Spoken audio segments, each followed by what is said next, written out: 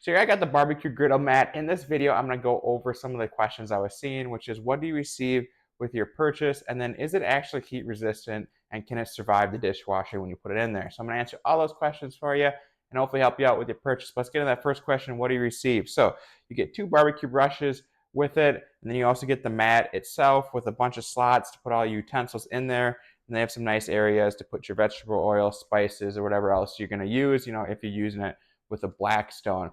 But now let's answer that second question, is it actually heat resistant? So I do have a video going in the corner where you can actually see me using it in action. And I'm out in Arizona. It's the middle of summer right now, 110 degrees with that grill on. So I don't think you can get any hotter than that. And it holds up perfectly fine. I'm also throwing it in the dishwasher and it works fine. It's not folding up. It's not shrinking. It can handle, as much heat as you're going to give it. So I've been really pleased with that. But overall, this is super nice. It's really easy to use. If you're going to bring it out to your Blackstone camping or whatever you want to do, you can use it, throw it in the dishwasher, just wash it off with soap so it can stay clean for you. But this is exactly what I needed. It's 2 thumbs up for me.